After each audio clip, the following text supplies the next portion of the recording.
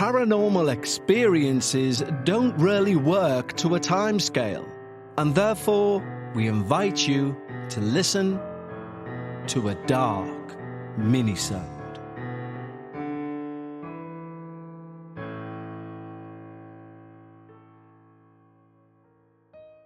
Hello everyone, and welcome back to this week's Minisode.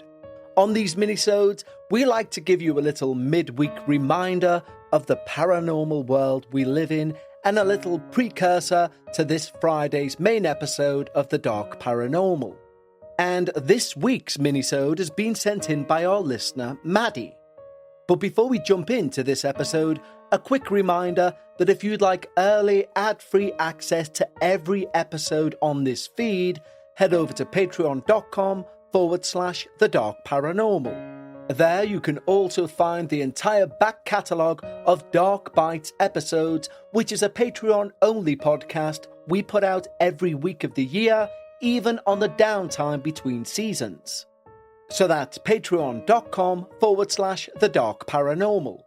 But right now, our listener Maddy has sent us in a very interesting email for this week's minisode. And Maddy writes, "Hello to those at the Dark Paranormal. My name is Maddy, and I hail from a pretty small town in Pennsylvania. I think you may enjoy listening to my experiences. My first paranormal experience happened when I was around the age of 10, and it continued through my teenage years into my young adult life. I think we need to start at the very beginning of the road that led me to where I am today. The summer of 2007, my family moved about an hour and a half from the town where I was born, so we would be closer to where my father worked. Our house was a modest home by today's standards, but it was by far the biggest one I'd ever lived in. I had my own room on the other side of the second floor from my parents and siblings, and I was so excited for the privacy that this would afford me. Little did I know what was in store for me.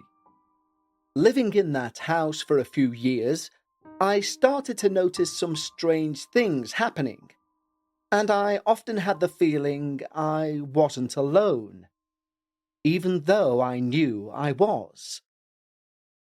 I brushed these kind of things under the rug. I didn't want to say anything to my parents because, well, it was a tumultuous time in their marriage. Fast forward to when I got to middle school.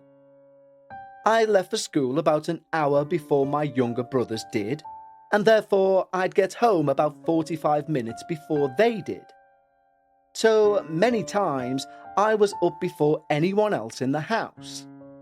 Anyone except for my dad, who left for work around 4 a.m. every other day. And therefore I'd be home alone for a period of time in the afternoon after school. Coming home every day to an empty house would seem like a pre-teen's dream, but it was my nightmare. I never felt like I was alone. I always felt like I was being watched in that house. Usually, I would sit on the front porch, do my homework. I'd wait for my brothers to get off the bus, and then we'd all go inside together. And this went on for about a year or so. The first big encounter I had happened one morning when I was getting ready for junior high. I was in the shower shampooing my hair, and I heard my dad whisper, "Maddy."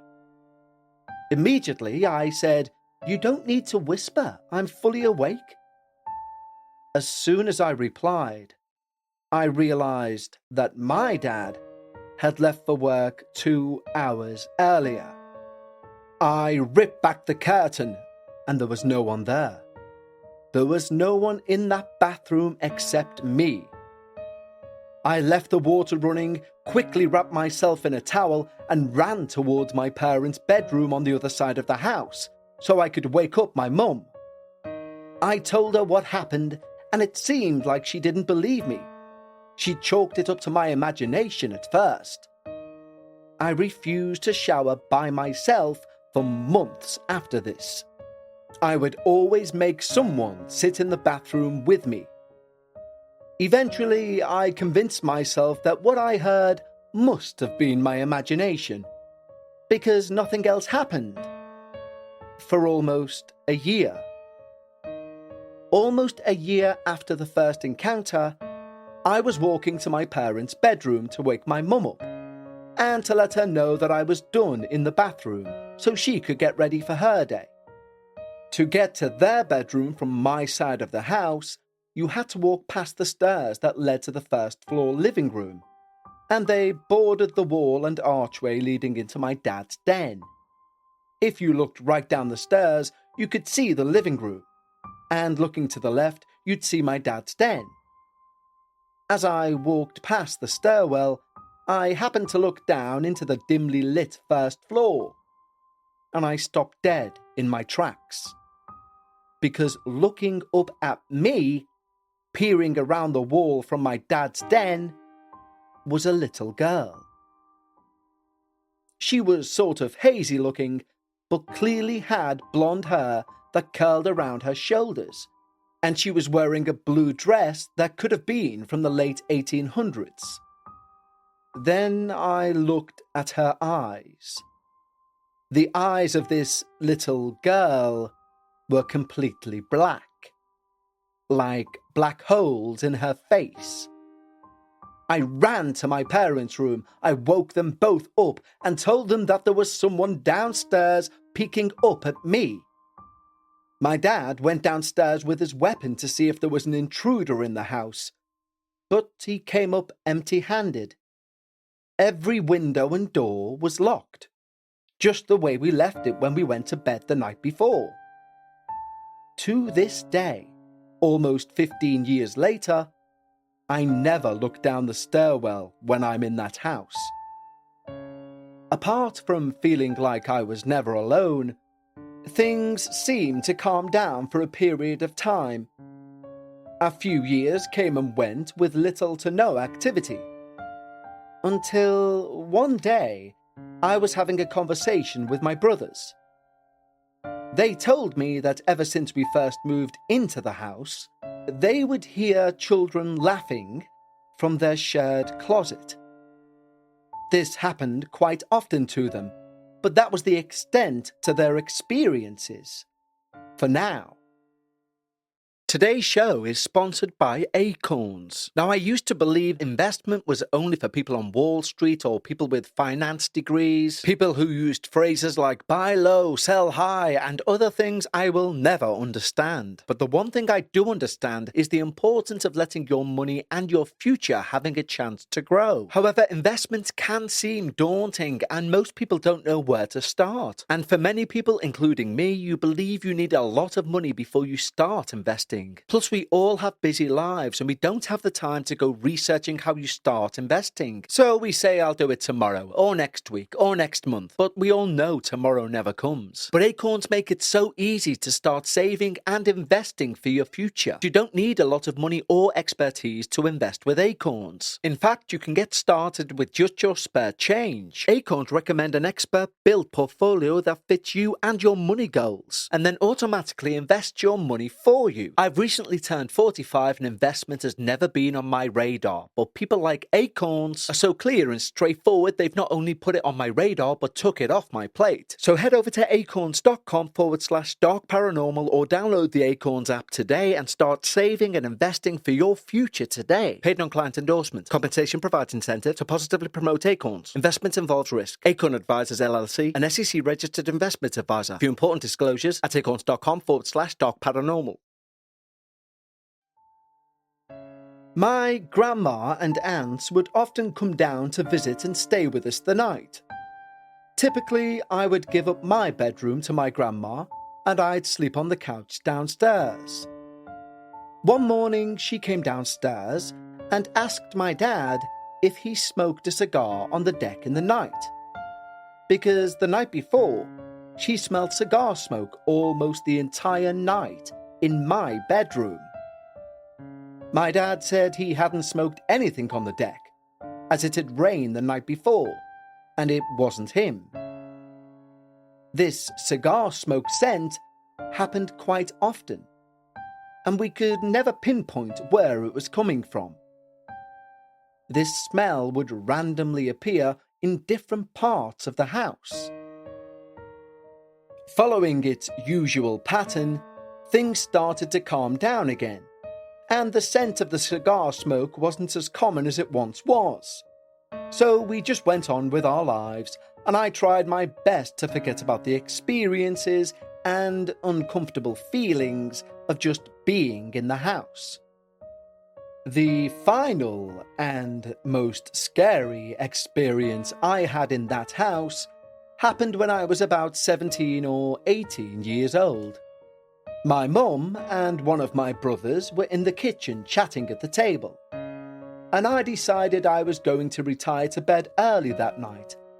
So I bid them good night and left them at the table and made my way back to my bedroom.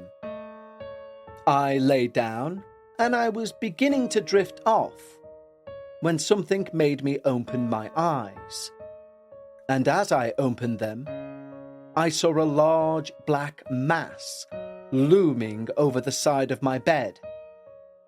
I'd say it was roughly 7 feet tall and 2 to 3 feet wide, and was in the very rough outline of a human, yet one with no discernible features. I squeezed my eyes shut, determined that I wasn't seeing what I was, and I opened them back up. When I opened my eyes, the mass was gone, but my brother came running into my bedroom only a few seconds later. He said to me, "Maddy, you've got to get downstairs now." So I ran down after him to find my mother looking shell-shocked, sitting at the kitchen table. She asked me if I had heard anything a few minutes prior, to which I said, "No, why?" Her reply will stay with me forever. She said that they were chatting at the table when they felt the temperature drop, and then something gruffly whispered, "Get out," behind them. They said it sounded a very deep, almost animalistic voice. I then explained to them about the mass I'd just seen next to my bed at the same time they heard the voice. We tried our best to forget about that experience and again moved on with our lives. As soon as I was accepted into college, I moved out of that house. And as soon as I did that, I felt instantly calmer. It seemed that most of the activity in the house was centered around me. The others in the house experienced things, but the majority of the larger encounters happened to me. After moving out, I only experienced 2 other encounters with the paranormal. The first was when I was driving through a 4-way intersection with the radio playing.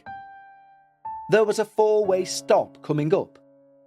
I'd stopped and was just about to move through the intersection when the radio switched stations by itself, and I heard one word: "Stop." I immediately slammed on my brakes, only for a car travelling very fast to fly through their stop sign and miss me by a hair's breadth. Looking in my rearview mirror, I saw my grandfather sitting in the back seat. This grandfather I had never met. He passed away when my mother was 17 years old. The second experience was recently after losing my grandmother to COVID in December 2020. Her passing was the single hardest experience I've ever gone through, and I miss her terribly, even to this day. The scars from losing her, as horrifically as I did, feel like I may never heal. I remember sitting in my car a few days after her funeral and raging at how unfair it was that such a wonderful, beautiful light had been snuffed from the earth. In the midst of my hyperventilating, I felt this calm.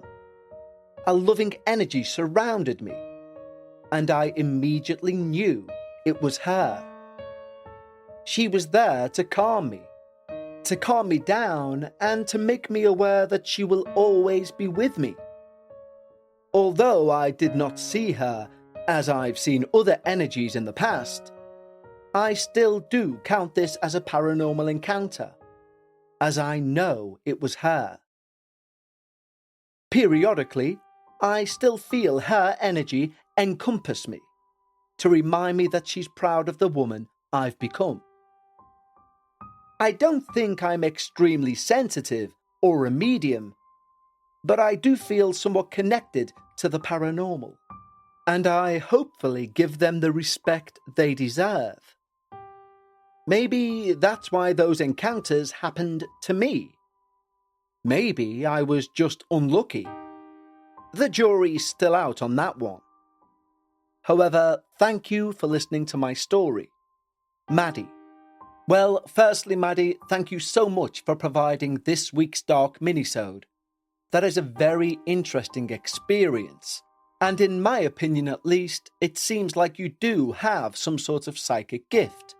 However, in the home where the majority of the activity took place, it appears there's something larger there. If your brothers are hearing laughter in a closet, if your mother hears a voice, at the same time you see this black mass, I think that house might have its own tale to tell. It's certainly something for us all to mull over until episode 2 of season 16 of The Dark Paranormal on Friday.